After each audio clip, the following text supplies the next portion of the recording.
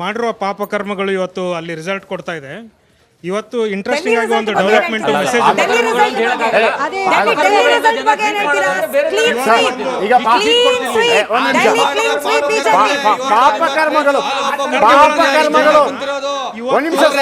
ಒಬ್ಬ ಮಹಿಳೆಯನ್ನ ಅಧಿಕೃತ ನಿವಾಸ ಮುಖ್ಯಮಂತ್ರಿಗಳ ಅಧಿಕೃತ ನಿವಾಸದಲ್ಲಿ ನೀವು ದೌರ್ಜನ್ಯ ಮಾಡಿರ್ತಕ್ಕಂಥದ್ದು, ದಬ್ಬಾಳಿಕೆ ಮಾಡಿರ್ತಕ್ಕಂಥದ್ದು ಎಗರಿಸ್ಕೊಳ್ತೀರಾ ನೀವು.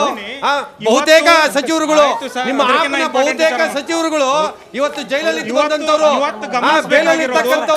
ಗಮನಿಸಬೇಕಾಗಿರುವಂತ ವಿಚಾರ. ಬಂದೆ ಪಾಪಕರ್ಮದ ಬಗ್ಗೆ ನಂಬಿಕೆ ಇದೆಯಾ ನಿಮಗೆ? ಹೇಳ್ತೀನಿ, ಪಾಪಕರ್ಮದ ಬಗ್ಗೆ ನಂಬಿಕೆ ಇದ್ರೆ ಅದು ಆಪಕರ್ಮ ಕೂಡ ಆಗುತ್ತೆ. ಯಾಕಂದ್ರೆ ಅರವಿಂದ್ ಕೇಜ್ರಿವಾಲ್ ನಾವು ತಪ್ಪು ಮಾಡಿದ್ರೆ ನಾವು ಅನುಭವಿಸ್ತೀವಿ. ಇವತ್ತು ಈ ನಂಬರ್ಗಳಲ್ಲಿ ಗಮನಿಸಬೇಕು ಸರ್. ಒಂದ್ ನಿಮಿಷ, ಓಕೆ ಒಂದು ಇಂಪಾರ್ಟೆಂಟ್ ವಿಚಾರ ಇದೆ, ಅದನ್ನ ಕೇಳಿ. ಇಂಪಾರ್ಟೆಂಟ್ ವಿಚಾರ ಕೇಳಿ ಸರ್. ಇವತ್ತು ಅಲ್ಲಿ ಸಂಖ್ಯೆಗಳನ್ನ ನೀವು ಗಮನಿಸಿದ್ರೆ 290 ಕಾಣಿಸ್ತಾ ಇದೆ. ಆದರೆ BJP ಸಂಖ್ಯೆ ಮಾತ್ರ ತಗೊಂಡ್ರೆ 239. ನಾನು ಮೆಸೇಜಲ್ಲಿ ನೋಡ್ತಾ ಇದ್ದೆ, ಅದರಲ್ಲಿ 39 ಸೀಟುಗಳಲ್ಲಿ 1000ಕ್ಕಿಂತ ಕಮ್ಮಿ ಮಾರ್ಜಿನಲ್ಲಿ ಪೈಪೋಟಿ ನಡೀತಾ ಇದೆ ಕೌಂಟಿಂಗು. ಅಂದ್ರೆ ಬಿಜೆಪಿಯ ಸ್ವಂತ ಸಂಖ್ಯೆ 200ಕ್ಕೆ ಬಂದಿದೆ. ಇದು ಎಲ್ಲಾ ಪೊಲಿಟಿಕಲ್ ಪಾರ್ಟಿಗಳು ಗಮನಿಸ್ತಾ ಇದ್ದಾರೆ. ಆಲ್ರೆಡಿ ಯಾರ್ಯಾರು ಅದನ್ನು ಹೇಳೋಣ. ಬಿಜೆಪಿ ಅವರು ಯಾರ್ಯಾರು ಒತ್ತಡಕ್ಕೆ ಯಾರು ಬಿಜೆಪಿ ಅವ್ರ ಜೊತೆ ಇದ್ರು, ಇವತ್ತು ಹಿಂದ್ಗಡೆಯಿಂದ ಇಂಡಿಯಾ ಬ್ಲಾಕ್ ನಾಯಕರ ಜೊತೆ ಮಾತುಕತೆಗಳು ಶುರು ಆಗಿದೆ.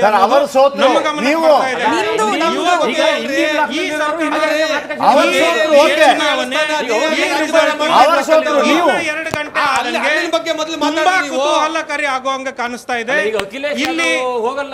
ಇಲ್ಲಿ ಸುಮಾರು ಜನ ಏನಿದ್ದಾರೆ ಅಲ್ಲಿ TMC ಇಂದ ಇರ್ಬೋದು, TDP ಇಂದ ಇರ್ಬೋದು, ಎಲ್ಲರೂ ಏನು ಒತ್ತಡಕ್ಕೆ ಮಾಡಿದ್ರು, ED ಒತ್ತಡಕ್ಕೆ ಮಾಡಿದ್ರು, CBI ಒತ್ತಡಕ್ಕೆ ಮಾಡಿದ್ರು, ಅಥವಾ ಇನ್ನೇನು ಇಲ್ಲ ಅಂತ ಮಾಡಿದ್ರು.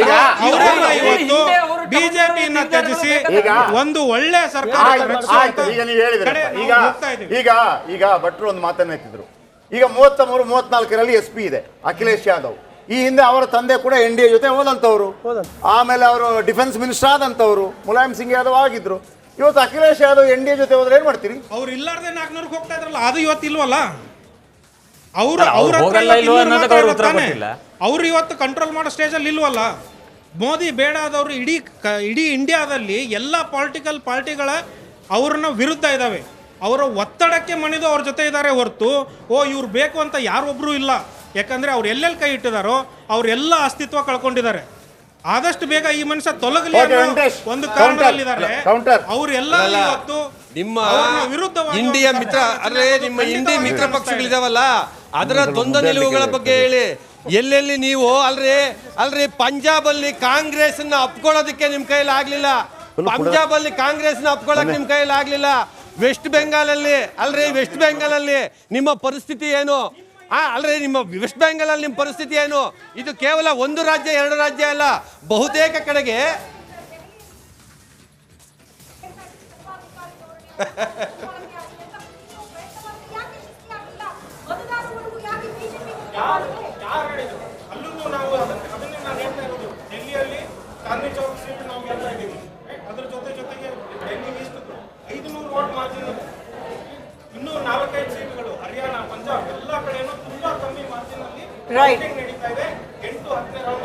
ರೈಟ್ ಸದ್ಯದ ಅಪ್ಡೇಟ್ ಅನ್ನ ಮತ್ತೊಮ್ಮೆ ಗಮನಿಸಿಬಿಡೋಣ. 297 ಕ್ಷೇತ್ರಗಳಲ್ಲಿ NDA ಅಭ್ಯರ್ಥಿಗಳು ಮುನ್ನಡೆಯಲ್ಲಿದ್ದಾರೆ.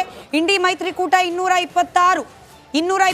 ಮತ್ತೊಂದು ಕಡೆ ಬೆಳಗಾವಿ, ಬಾಗಲಕೋಟೆ, ವಿಜಯಪುರ ಈ ಕ್ಷೇತ್ರಗಳ ರಿಸಲ್ಟ್ ಕೂಡ ಆಚೆ ಬರ್ತಾ ಇದೆ. ಚಿಕ್ಕಬಳ್ಳಾಪುರ, ಮೈಸೂರು, ಹಾವೇರಿ, ಧಾರವಾಡ, ದಕ್ಷಿಣ ಕನ್ನಡ, ಉಡುಪಿ, ಚಿಕ್ಕಮಗಳೂರು, ಉತ್ತರ ಕನ್ನಡ ಬಹುತೇಕ ಕಡೆಗಳಲ್ಲಿ ಬಿಜೆಪಿ ಅಭ್ಯರ್ಥಿಗಳು ಮುನ್ನಡೆ.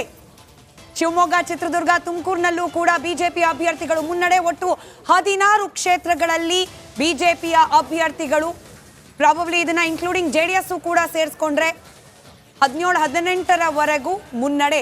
ಇನ್ನು ಕಾಂಗ್ರೆಸ್ ಚಿಕ್ಕೋಡಿ, ಕಲಬುರಗಿ, ಹಾಸನ, ಬಾಗಲಕೋಟೆ, ಬೀದರ್, ಕೊಪ್ಪಳ, ರಾಯಚೂರು, ಚಾಮರಾಜನಗರ ಕಾಂಗ್ರೆಸ್ನ ಅಭ್ಯರ್ಥಿಗಳು ಮುನ್ನಡೆಯನ್ನ ಕಾಯ್ದುಕೊಂಡಿರುವ ಕ್ಷೇತ್ರಗಳು ಇವು. 11, 15, 2 ಸದ್ಯದ ಸ್ಟಾಟ್ಸ್ ಅದು. ರಾಜ್ಯದಲ್ಲಿ ಮತ್ತೊಂದು ಕಡೆ ಗಮನಿಸ್ತಾ ಇದ್ದೀರಿ, ಕೇರಳ ಬಿಜೆಪಿ 2 ಸದ್ಯಕ್ಕೆ ಕೇರಳ 2 ಕ್ಷೇತ್ರಗಳಲ್ಲಿ ಬಿಜೆಪಿ ಅಭ್ಯರ್ಥಿಗಳು, ಬಹುಶಃ ತಿರುವನಂತಪುರಂ, ತ್ರಿಶೂರ್ ಇದೆರಡು ಇರಬಹುದೇನೋ ಗೊತ್ತಿಲ್ಲ. ಅದರ ಅಪ್ಡೇಟ್ ಅನ್ನ ನಾವು ನಿಮ್ಮವರೆಗೂ ತಲುಪಿಸ್ತೇವೆ, ಯಾವೆರಡು ಕ್ಷೇತ್ರಗಳು ಅಂತ ಹೇಳಿ. ಸದ್ಯಕ್ಕೆ ರಾಜ್ಯದ ನಂಬರ್ಸ್ ಅನ್ನ ಗಮನಿಸಿದಾಗ 15, 11, 2 ಇದನ್ನ NDA ಅಂತ ಪರಿಗಣಿಸಿದ್ರೆ 17, ಕಾಂಗ್ರೆಸ್ 11 ಸದ್ಯದ ಅಪ್ಡೇಟ್ ಇದು. ನಮ್ಮ ಸುಭಾಷ್ ಶುಗಾರ್ ಅವರಿಗೆ ಒಂದು ಪ್ರಶ್ನೆಯನ್ನ ಕೇಳ್ತೀನಿ. ಬಹುಶಃ ಒಂದೇ ನಿಮಿಷ ಎಸ್ ಮತ್ತೊಮ್ಮೆ ವೀಕ್ಷಕರೇ, ಟೋಟಲ್ ಈಗ 296 NDA ಏನಿದೆ, ಅದರಲ್ಲಿ ಬಿಜೆಪಿ 232ರಲ್ಲಿ ಮುನ್ನಡೆ ಕಾಯ್ದುಕೊಂಡಿದೆ. ಬಿಜೆಪಿ ಏಕಮೇವ ಪಕ್ಷವಾಗಿ. ಆ ಲೆಕ್ಕ ಪ್ರಕಾರ ಇನ್ನೂ ಕೂಡ ಅವರಿಗೆ ಬಹುಮತ ಬರಬೇಕು ಅಂದ್ರೆ 40 ಸೀಟುಗಳು ಬೇಕು, 40 ಸೀಟ್ ಬೇಕು. ಇಂಡಿಯನ್ ನ್ಯಾಷನಲ್ ಕಾಂಗ್ರೆಸ್ 99 ಕ್ಷೇತ್ರಗಳಲ್ಲಿ ಮುನ್ನಡೆಯನ್ನು ಕಾಯ್ದುಕೊಂಡಿದೆ, 99. ಆ್ಯಂಡ್ ಸಮಾಜವಾದಿ ಪಾರ್ಟಿ 36 ಕ್ಷೇತ್ರ.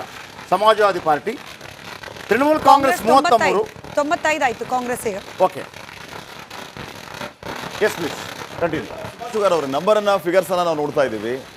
ಮೋದಿ ಗವರ್ನಮೆಂಟ್ ಅನ್ನೋದಕ್ಕಿಂತ ಪೂರ್ವದಲ್ಲಿ ಇವರ ಸ್ಲೋಗನ್ ಏನಾಗಿತ್ತು ಅಂತಂದ್ರೆ ಅಬ್ ಕಿ ಬಾರ್ ಮೋದಿ ಸರ್ಕಾರ. ತದನಂತರ ಇವರು ಅಬ್ ಕಿ ಬಾರ್ ಫಿರ್ ಮೋದಿ ಸರ್ಕಾರ ಅಂತ ಹೇಳಿದ್ರು.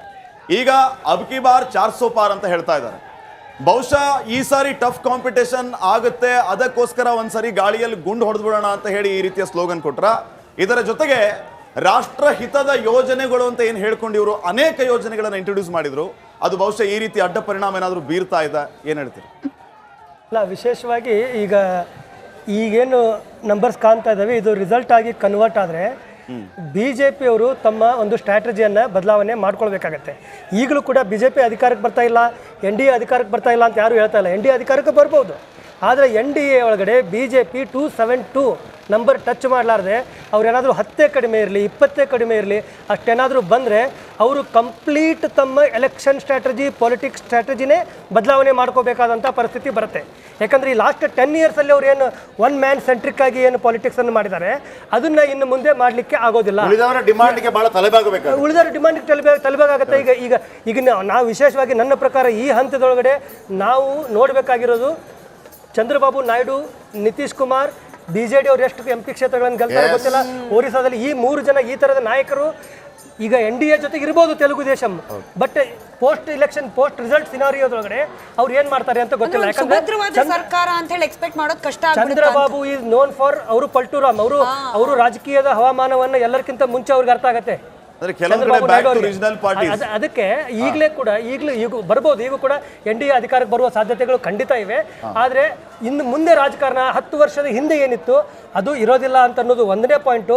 2ನೇ ಪಾಯಿಂಟ್ ಏನು ಅಂತಂದ್ರೆ, ಅಕಸ್ಮಾತ್ BJP 272ಗಿಂತ ಕಡಿಮೆ ಬಂದು NDA ಅವರು ಸರ್ಕಾರ ರಚನೆ ಮಾಡೋದಾದ್ರೆ ಪ್ರಧಾನಿಯಾಗಿ ನರೇಂದ್ರ ಮೋದಿ ಅವರು ಇರ್ತಾರಾ, ಆಗ್ತಾರಾ ಅನ್ನೋದು this is the biggest question at this point of time. ಯಾಕಂದ್ರೆ ಅವರ ನೇತೃತ್ವದಲ್ಲೇ ಇಲೆಕ್ಷನ್ ಆಗಿರ್ಬೋದು, ಖಂಡಿತವಾಗಿ ಅವ್ರ ನೇತೃತ್ವದಲ್ಲೇ ಇಲೆಕ್ಷನ್ ಆಗಿದೆ. ಆದರೂ ಯಾವ ಒಂದು ಆತ್ಮವಿಶ್ವಾಸವನ್ನು, ಯಾವ ಒಂದು ನಂಬರ್ಸನ್ನು ಅವರು ಕ್ಲೇಮ್ ಮಾಡ್ತಾ ಇದ್ರು ಅಷ್ಟು ಬರದೇ ಇದ್ದಾಗ ಅವರ ಒಂದು NDA ಪಾರ್ಟ್ನರ್ಸ್ ಆಗಲಿ, ವಿಶೇಷವಾಗಿ ಈಗ ರೇಷ್ಮೆ ಸರ್ ಹೇಳ್ತಾ ಇದ್ರು RSS ಮತ್ತು BJP ಮಧ್ಯೆ ಒಂದು ಆಂತರಿಕವಾದಂಥ ಒಂದು ಒಳಗಡೆ ಒಂದು ಸಂಘರ್ಷ ನಡೀತಾ ಇದೆ. ಅದು ಹೊರಗಡೆ ನಿಮಗೂ ಗೊತ್ತಿರಲಿಕ್ಕಿಲ್ಲ, ನಾವು ಮಾತಾಡಲ್ಲ, ಒಳಗಡೆ ಒಂದು ನಡೀತಾ ಇದೆ. ಆ ಸಂದರ್ಭದಲ್ಲಿ RSS ಏನು ಮಾಡುತ್ತೆ, RSS ಸ್ಟ್ಯಾಂಡ್ ಏನಾಗಿರುತ್ತೆ ಅನ್ನೋದು ಕೂಡ ಇಂಪಾರ್ಟೆಂಟ್. ಒಂದ್ಸರಿ JP ನಡ್ಡಾ ಅವರು ಆಲ್ರೆಡಿ ಓಪನ್ ಆಗಿ ಹೇಳ್ಬಿಟ್ಟಿದ್ದಾರೆ, ನಾವು RSSಗಿಂತ ಈಗ ಭಾಳ ದೊಡ್ಡದಾಗಿ ಬೆಳೆದೀವಿ, ನಮ್ಗೆ RSS ಅವಶ್ಯಕತೆ ಇಲ್ಲ ಅಂತಲೂ ಕೂಡ ಹೇಳಿದ್ದಾರೆ. ಇದು ಒಳಗಡೆ ಒಂದೇನು ಸಂಘರ್ಷ ನಡೀತಲ್ಲ, ಆವಾಗ ಪೋಸ್ಟ್ ಸಿನಾರಿಯೋ ಸಂದರ್ಭದಲ್ಲಿ 272ಕ್ಕಿಂತ ಕಡಿಮೆ ಬಂದರೆ RSS ಏನು ಮಾಡುತ್ತೆ, ಅಲಯನ್ಸ್ ಪಾರ್ಟ್ನರ್ಸ್ ಏನು ಮಾಡ್ತಾರೆ, ಇವರೆಲ್ಲರೂ ಉಳಿದವರೆಲ್ಲ ಏನು ಮಾಡ್ತಾರೆ. ಮತ್ತು ಮೋದಿ ನೈತಿಕವಾಗಿ ನನ್ನ ನೇತೃತ್ವದೊಳಗಡೆ ನನ್ನ ಹೆಸರನ್ನೇ ಇಟ್ಕೊಂಡು ಉತ್ತರ ಪ್ರದೇಶದಲ್ಲಿ ಭಾಳ ಹಿನ್ನಡೆ ಆಗಿದೆ, ಮಹಾರಾಷ್ಟ್ರದಲ್ಲಿ ಹಿನ್ನಡೆ ಆಗಿದೆ, ನಮಗೆ ರಾಜಸ್ಥಾನ ಈ ಥರದ ಅದು ವಿಶೇಷವಾಗಿ ಸೌತ್ ಭಾಗದಲ್ಲಿ ನಮಗೆ ಭಾಳ ಮುನ್ನಡೆ ಬಂದಿದೆ, ಪೂರ್ವದಲ್ಲೂ ಮುನ್ನಡೆ ಬಂದಿದೆ. ಸೊ ಒಟ್ಟಾರೆ ನರೇಂದ್ರ ಮೋದಿ ಮತ್ತೆ ಪ್ರಧಾನಿ ಆಗ್ತಾರೆ. ಈಗಿರೋವಂಥ 300-305 ಗಡಿವರೆಗೂ ಬರ್ಬೋದು ಅಂತ ನನಗೆ ಭಾವನೆ ಇದೆ. ಸೊ ಮತ್ತೊಮ್ಮೆ ಪ್ರಧಾನಿ ಆಗ್ತಾರೆ. ಕರ್ನಾಟಕದಲ್ಲಿ ಒಂದು ರಿಸಲ್ಟ್ ಕೊಟ್ಟಿದ್ದಾರೆ. ಕರ್ನಾಟಕದಲ್ಲಿ ಗ್ಯಾರಂಟಿಗಳಿಗೆ ಬೆಲೆ ಇಲ್ಲ, ಮೋಸದ ಗ್ಯಾರಂಟಿ, ಜನರ ದುಡ್ಡು ಕಿತ್ತು ಜನರಿಗೆ ಕೊಡುವಂಥ ಮೋಸ ಅಂತೇಳಿ ಗೊತ್ತಾಗಿದೆ. ಕಾಂಗ್ರೆಸ್ಸಿನ ಅಧ್ಯಕ್ಷರು DK ಶಿವಕುಮಾರ್ ಅವರು